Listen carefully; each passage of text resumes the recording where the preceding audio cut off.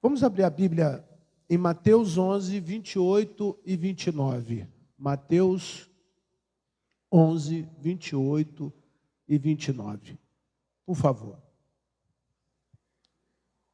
Nós estamos falando à igreja sobre a importância desse vaso útil, esse vaso que foi trabalhado lá no livro de Jeremias, mesmo depois de ter passado por um processo, esse vaso que se quebrou, mas na mão do olheiro, o olheiro tornou ele um vaso novo, fez ele de novo.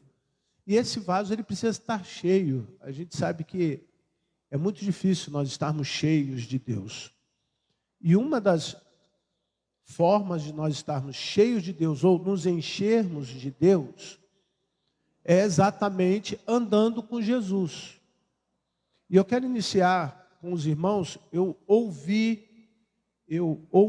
um testemunho de uma pessoa dizendo assim: pastor, eu assisti o culto. Obrigado, amado irmão. Eu assisti o culto e queria que o senhor me explicasse uma coisa. Depois que a gente recebe o Espírito Santo, como que a gente sabe se está cheio? E por alguns segundos essa pergunta ficou na minha cabeça da seguinte forma: se eu digo a ele que é como manifestação de dons, que é uma forma, quando não se manifestarem os dons, as pessoas estão vazias? Claro que não. Claro que não. Não é em todo momento em que há manifestação de dons espirituais. Os dons espirituais têm uma finalidade no corpo. Qual a finalidade da manifestação dos dons espirituais? Para o crescimento e edificação da igreja. A propósito, no livro de Atos, capítulo 2, nós vemos isso. Houve a manifestação, após a pregação da palavra, do Espírito Santo para que ele se confrontasse e percebesse a diferença de uma pessoa cheia do Espírito Santo e uma pessoa vazia do Espírito Santo. Então a manifestação não significa que, não havendo manifestação espiritual, não havendo aquela manifestação visível, que Deus não esteja operando e que o Senhor Deus não tenha enchido a vida das pessoas do teu Santo Espírito. Mas isso para mim fica fácil. Isso no meu entendimento fica fácil. Mas naquele momento, para aquela pessoa, eu percebi que ia ficar complicado ela entender. E aí o Espírito Santo me fez entender o seguinte: se você pegar uma carroça e botar em cima de uma carroça duas latas de tinta, cheias de tinta e uma vazia, quando a lata cheia de tinta cai no chão, ela faz simplesmente assim, pof, e acabou. Se ela se abre, o que tem dentro, seu conteúdo esparrama e todo mundo vê. Mas uma lata de tinta vazia, quando cai no chão, é um barulhão. E não esparrama nada. Se a sua vida está cheia, quando você cai, você ouve apenas um barulho, pof. E se a lata abre, todo mundo vê que o que vai espirrar de você é o Espírito Santo. Agora, quando uma lata vazia cai, irmão, como é fácil você perceber que essa pessoa está vazia. Ela berra, reclama, resmunga, fala mal da vida, fala mal de todo mundo, reclama de si mesma. Ela começa a fazer um barulho imenso. E não há nenhuma gota do Espírito Santo nessa pessoa. Eu espero que com isso eu possa ter te ajudado também essa noite com alguma coisa. Porque certamente todos nós, de alguma maneira, um dia já caímos. Como o vaso na mão do olheiro, já quebramos. Mas se estamos vazios, é muito comum nós vermos as pessoas fazendo o quê? Muito barulho. Muito barulho e pouco poder. Eu quero essa noite, baseado no livro de Mateus, capítulo 11, versículo 28 e 29, trazer 3 recomendações para que esse processo se inverta. Ele mude, para que você ande com alguém que possa te dar alguma coisa. E nós percebemos que o nome dessa pessoa, sem nenhum tipo de exagero, não tem ninguém melhor do que Jesus para andar. Não tem ninguém melhor. E assim o texto diz: venham a mim todos vocês que estão cansados e sobrecarregados, e eu os aliviarei. É interessante que esse venham a mim lembra-me, pelo menos eu tenho como recordação, o texto do profeta Jeremias que diz: levante-se, vai para a casa do olheiro. Lembram disso? Lembra também no texto, no livro de Atos, capítulo 9, quando o Espírito Santo fala com Ananias, que ele fala o quê? Levante. Então, mais uma vez, o ato de levantar, ele é único e exclusivamente responsabilidade sua. Único e exclusivamente uma responsabilidade sua, de levantar. Venha a mim. Se você tem percebido que está oco, se está vazio, venha a mim, que eu vou fazer alguma coisa por você. Não, pastor, eu estou cheio, porque o texto se enquadra para ambas as ocasiões. Para uma pessoa que está vazia, como uma pessoa que está cheia. Você vai perceber isso. Mas se está cheio, meu irmão, lembre-se que você também precisa vir a Jesus. E quais são as coisas, ou principalmente o que o texto nos revela, que podem impedir você ir até Jesus? Cansaço. Vinde a mim vocês que estão o quê? Cansado. Cansado de quê? E aí eu separei duas coisas. Podia ter 1 milhão, mas de duas coisas. A primeira delas, talvez a mais importante, chama-se frustração da fé. Você está cansado de ver a sua fé frustrada.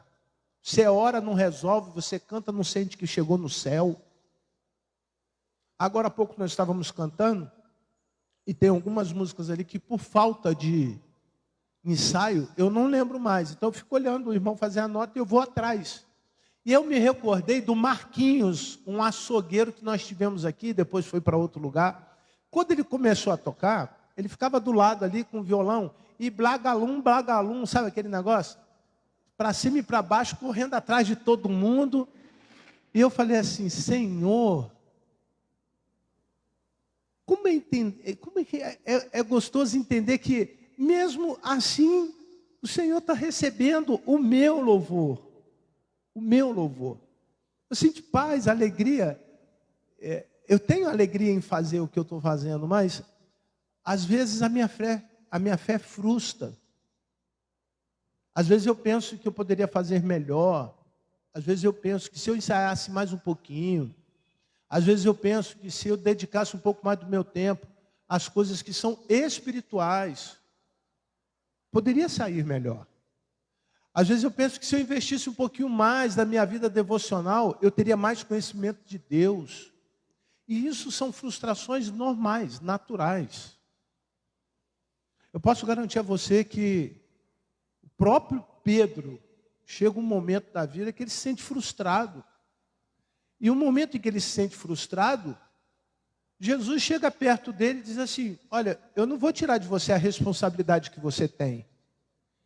E perguntou para ele assim: Pedro, você me ama? E ali está assim: tu me amas? O que Pedro responde? Eu te amo. Mas ele estava frustrado, acabou de negar Jesus. Jesus havia morrido. E a morte de cruz para os discípulos foi algo assim assustador. Mas naquele momento, a frustração de Pedro fez Pedro refletir no que ele poderia mudar. No que ele poderia fazer. E aí Jesus pergunta de novo para Pedro: Pedro, você me ama? E Pedro respondeu: tu bem sabes, Senhor, que eu te amo. E Jesus fala: então, mais um trabalho para você. Se você anda cansado, meu irmão, não pensa que Deus vai tirar o trabalho. Não pensa que Deus vai te dar um período de férias em Bahamas ou num resort em Nova York. Pelo contrário, ele vai colocar mais trabalho. Sabe o que ele fala para Pedro naquela ocasião? Apacenta as minhas ovelhas. É mais fácil um homem passar a vida inteira levantando tijolo do que tomando conta de gente. É mais fácil uma pessoa passar a vida inteira carregando um saco de cimento nas costas do que tomando conta de pessoas. É mais fácil uma pessoa fazer 1 milhão de sofá aos estofadores presentes do que tomar conta de pessoas. É mais fácil você continuar no seu ofício, 30 anos com bravura. Eu vi o último quadro do nosso pastor Luiz Almeida. É mais fácil ele continuar mais 30 anos na Marinha, servindo a Marinha, do que tomar conta de uma alma. Como frustra quando nós vemos essas pessoas que nós amamos distante do Senhor. Como frustra, nós vemos pessoas que nós gostaríamos de vê-los aqui adorando e servindo outros deuses. Como machuca a gente perceber que eles estão morrendo sem Jesus. Mas a segunda coisa que frustra a nossa fé, além das nossas falsas expectativas do Evangelho, além da nossa vontade de largar tudo, desistir de tudo, é a falta de experiência verdadeira, sólida. E aí Pedro, obviamente, os irmãos entendem a história, porque é nessa direção, aceita o desafio e vai pregar. E começa uma igreja logo no primeiro dia com 5.000 almas. 5.000 pessoas. Começa a igreja que Pedro assume. É lógico que eu quero que os irmãos entendam a extensão da responsabilidade que Jesus deixou com Pedro. Certo? O texto diz que naquele dia mais de 5.000 almas se converteram. É muita gente. E agora qual era a missão de Pedro? Cuidar das pessoas. Para mim, amados, quando eu vejo que minha lata está vazia, eu me recordo de algumas coisas que Jesus já fez por mim. E uma delas é esta: todas as vezes que eu recorri a Jesus em seu nome, todas as vezes Jesus, ele é meu amigo, eu gosto dele, ele gosta de mim. Isso é uma particularidade com a igreja. Todas as vezes ele me ouviu, todas as vezes. Eu sinto a alegria de fazer parte do reino de Deus. Se você está cansado, achando que vai tirar férias, não tira não, meu irmão. Porque você está convidado a fazer parte do reino de Deus. Mas qual é a segunda palavra? Sobrecarregados. Além de cansados, está associado à frustração da fé, os sobrecarregados. Em algumas versões está lá, oprimido. O que é uma pessoa oprimida? No português a gente pode brincar com essas terminologias, com as palavras, porque elas são muito singulares, né? Então uma pessoa oprimida é uma pessoa apertada. Uma pessoa que quer fazer, mas não vai. E aí existem 3 aspectos da opressão. Primeiro é o aspecto legal. Às vezes as pessoas se sentem oprimidas pela lei. Elas são desobedientes porque elas não concordam com a lei. E se sentem obrigadas a cumprir a lei e não cumprem a lei por amor, cumpre por obrigação. Mas a segunda coisa que nos oprime, a característica, é a opressão sentimental. E essa eu poderia ficar a noite toda falando, porque tem uma porção de coisa para falar. Mas eu queria lembrar vocês o seguinte: o que é sentimento? É quando Deus coloca no seu coração. E tem gente que não conseguiu, ele abriu a razão para Jesus. Sabe qual é a transformação que Jesus espera para a igreja? É mente. Mente é razão. Romanos 12, 1 e 2. Não vos conformeis com esse mundo, mas antes apresentai o vosso corpo sacrifício. E aí ele vai mudando a tua mente. Só que depois que você racionaliza a fé, você tem que ter sentimento, tem que ter paixão. Só morre por Cristo quem se apaixonou por Jesus Cristo. Porque senão na primeira dificuldade você capina. Você mete o pé. Você abandona. Então a lata não era para estar vazia, porque as suas experiências elas são diárias e aquilo vai enchendo de coisa boa. Porque a gente às vezes acha que está oprimido, mas quando Deus vem e nos tira a opressão legalista. Você, não estou fazendo isso porque o pastor mandou, não, estou fazendo porque eu amo a Deus. Estou fazendo isso porque eu tenho certeza que a minha retidão vai trazer benefícios para a minha vida. A integridade vai fazer benefícios para a minha vida. A justiça vai trazer bondade, vai trazer misericórdia para a minha vida. Eu estou fazendo isso porque entendi no coração. Agora eu estou fazendo. Eu não estou oprimido. Não estou fazendo porque me mandaram. Não é uma obrigação. Mas a opressão sentimental, antes de você se apaixonar, você racionaliza. Você quer entender por que você tem que se apaixonar por Cristo. Irmão, mesmo os apaixonados por Cristo, no último dia, vão deixar Jesus. Porque a Bíblia diz isso. Imagine os que são frios. A Bíblia nos diz no livro de Apocalipse que nos últimos dias, muitos, até os escolhidos, abandonariam o quê? A fé. Poxa, muitos, eu posso estar nessa rala de muitos, nesta listagem de muitos. Passei a vida inteira pregando, expulsando demônio, revelando, profetizando, tendo dom de línguas, criando uma porção de igreja, fazendo tudo conforme era para fazer. Mas no último dia, por alguma razão, isso não fazia parte do coração. E o que fica como resposta? Sabe o que Jesus fala? Ó, apartai-vos de mim, maldito, maldito, maldito. Você passou a vida inteira, não fez nada bom. Mas, Senhor, eu falei em línguas, profetizei, revelei, eu curei, eu expulsei demônios e fiz uma opção de igreja no mundo todo. Ah, mas não foi nada para mim, não. Isso aí era para dar o holofote para você. Você que queria a honra, você que queria a glória, você que queria o poder, e eu dei.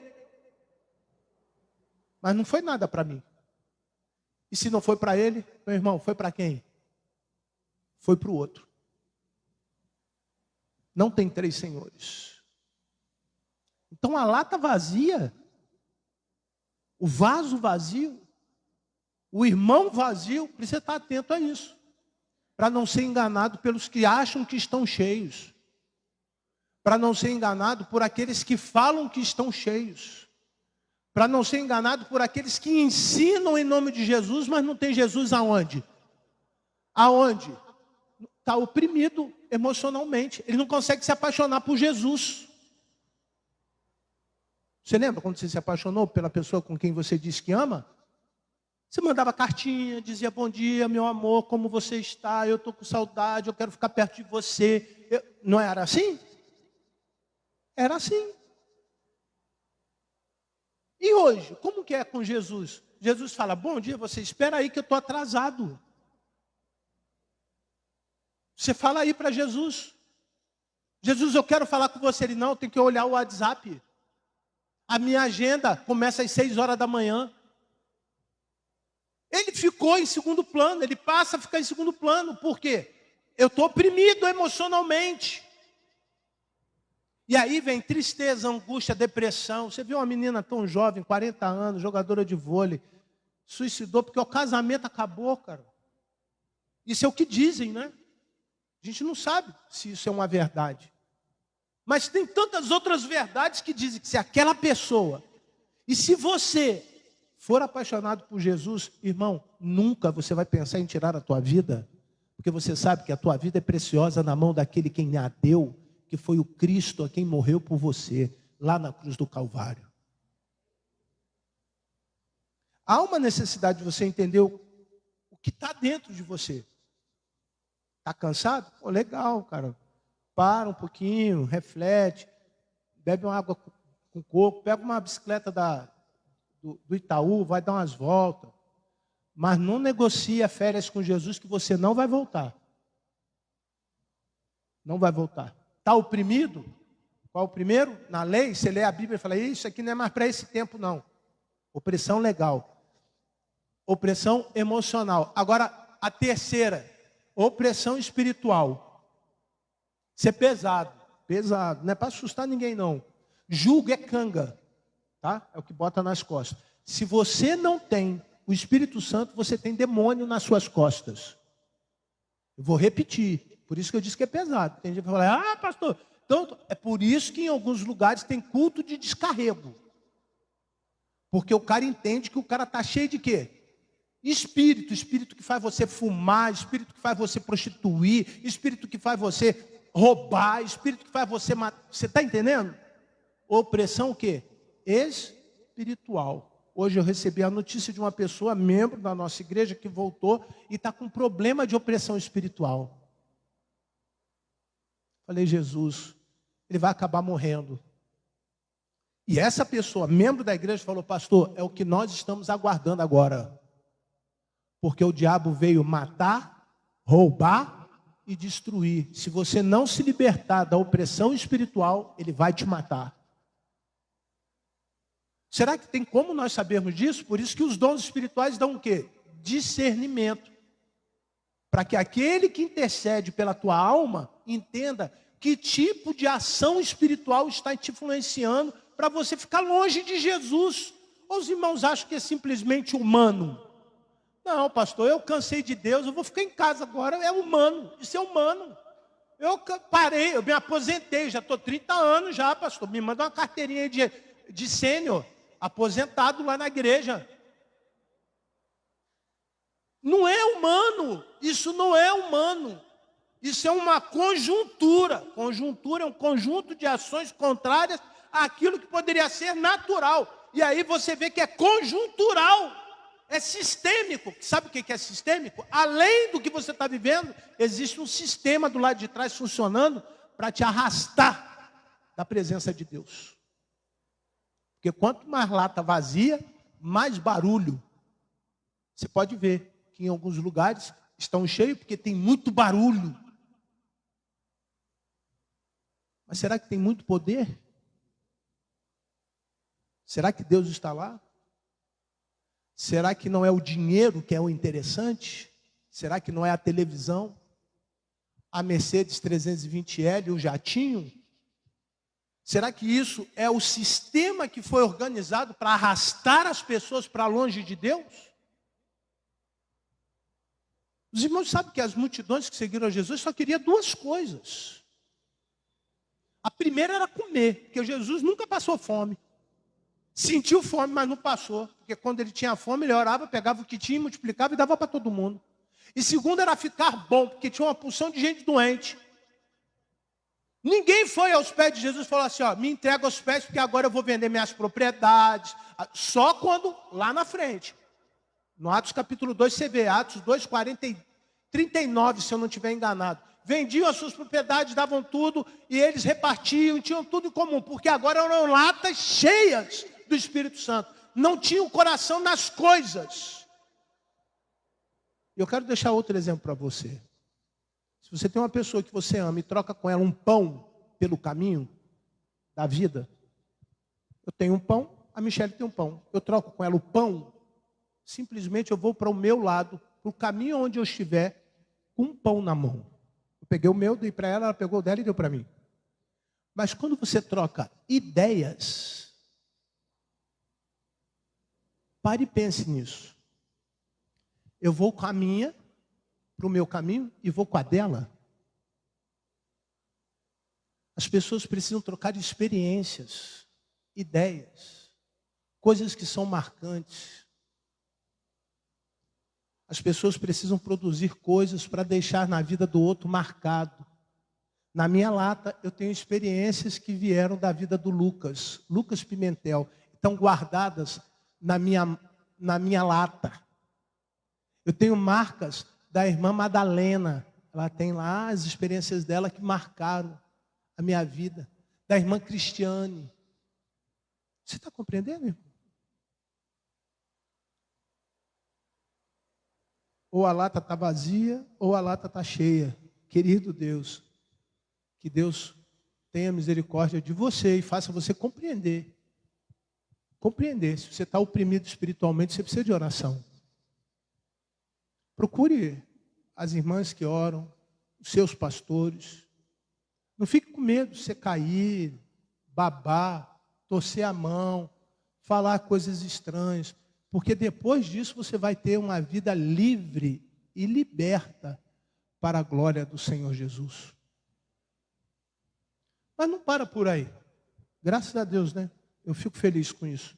Se eu reconheço o estado em que eu me encontro e olho para a direção que Jesus está dando, quer dizer que eu estou andando com Ele.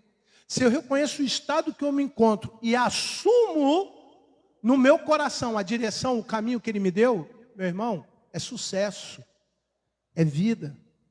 O jugo de Jesus é suave. Troca a vida que você tem pela vida que Ele te oferece. E aí Ele diz o quê? Termine. Venham a mim todos vocês que estão cansados e oprimidos, e faz o quê? E eu vos... que alívio. Certamente você está percebendo que nós estamos num processo de transferência de estações, né? E hoje foi um dia quente. Quem tem problema respiratório sabe muito bem disso. A falta de umidade, mais o ar seco, faz você ficar mais pesado, sonolento, faz você ficar mais cansado, você transpira mais, acaba perdendo mais água. Isso é normal, natural. Imagine isso num deserto. Imagine num deserto. Na cidade ou num lugar como nós estamos, nós temos o recurso de água, ventilador. Está quente, você toma um banho. Se está com sede, você bebe a água. Se está com fome, você ingere o alimento. Mas imagine num lugar onde não tenha nada. Essa sensação triplica. Esse sentimento, essa angústia, triplica. Aumenta assim, exponencialmente. O que Jesus está falando, enquanto você estiver nesta condição de sem escape, as outras duas condições Ele deu a você. Levanta, vai a Ele, reconhece o estado em que você se encontra, permita que Ele faça a parte dele. Agora, quando você estiver numa situação sem escape, Ele tem água abundante a oferecer para você. E alimento, que Ele diz assim: eu sou a água, mas eu também sou o pão. São duas coisas quando uma pessoa está nesse estado que é água e comida. Uma pessoa que tem algum tipo de carência, ela não consegue entender que Jesus é o pão da vida, é a água da vida. E essa carência faz com que ele nunca se sinta satisfeito, porque ele não sabe o que é alívio. E aí eu trago mais uma forma ilustrativa para você entender. Você já teve seu dedo da mão, do pé, ou alguma parte do seu corpo, com um espinho te incomodando? Alguma coisa que perfurou, você fala: ai, está doendo. Se chegar perto, está doendo. Aí o médico, ou a sua mãe, ou alguém que te ama, diz assim: não, nós precisamos tirar esse espinho para que a dor passe. Tirar o espinho significa que eu tenho que pegar alguma coisa, furar aquele pedacinho onde está ali, certo? Cavucar, mexer, e isso dá aquela sensação. Só em pensar eu já estou me arrepiando, irmão. Estou falando sério.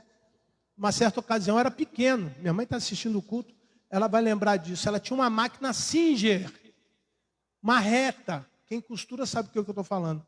E ela estava ligada na tomada, eu fui lá, pisei naquela, era uma caixinha desse tamanhozinha. Pisava na caixinha, a máquina fazia assim. Toc, toc, toc, toc, toc, toc, toc. E o besta aqui foi meter o dedo. O que aconteceu? Quebrou a agulha da máquina no dedo. Eu puxei, veio a máquina do dedo com a agulha no dedo. Ai! Aí minha mãe: quem mandou você mexer na minha máquina? Ela esqueceu do dedo do filho que estava com o quê? Metade de uma agulha lá no negócio. Fui até o médico, no HFA, Hospital das Forças Armadas em Brasília, e o médico falou: não, você não tem que fazer nada não. Eu estou olhando para a cara do médico, não esqueço disso.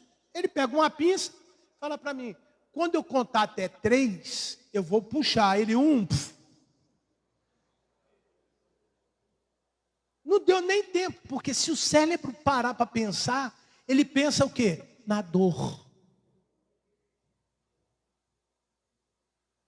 Irmão, se você parar para pensar, muitas vezes o Espírito Santo não age porque você está pensando aonde? Na dor. Deixa ele tirar. Para trazer o alívio, tem que tirar. Se foi causa sua, se foi por uma opção sua que você se machucou, lembra do olheiro, irmão. Nas mãos do olheiro, se o vaso quebra, ele faz de novo. Irmão, Jesus é assim. Ele é manso, humilde. Jesus. Não preciso provar que ele cura, mas deixa ele tirar. Deixa ele fazer a parte dele. Deixa ele curar isso. Depois de curado, vou já finalizar, mas nós temos inúmeros exemplos de pessoas que foram curadas por Jesus. Inúmeros. Mas ele, em uma certa ocasião, curou 10 pessoas que tinham um problema igual. E apenas um voltou para agradecer. Que você seja esse que esta noite está aqui para agradecer. Para que o alívio chegue. Você precisa reconhecer, meu irmão, o seu estado. Lembra lá? Cansado. Isso é humano. Mas lembra do porquê que você está cansado. Você pode estar carregando canga dos outros. Você pode estar carregando espiritualmente coisa que não é sua. Abra mão disso. Deixa pelo caminho.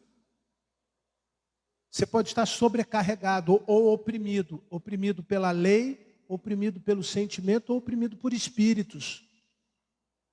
Seja qual for, é ruim, irmão. Seja qual for a condição, é ruim. É ruim uma pessoa oprimida. E finalizando, deixa Jesus te aliviar. Se ele precisar tirar alguma coisa, deixa ele tirar. Que depois vem o quê? O alívio. Amém? Deus abençoe os irmãos. Tenham os irmãos uma semana abençoada. Que o Senhor Deus possa estar trazendo ao seu coração entendimento. Entendimento. Para que você possa ter alegria do que Jesus prometeu dar nesses dias. Que a graça, a paz, o amor de Deus o Pai, a comunhão e a consolação do teu Santo Espírito se façam presente neste lugar hoje para todo sempre. Amém. Que Deus a todos abençoe e assim encerramos mais o culto da Igreja Batista Central do Rio de Janeiro.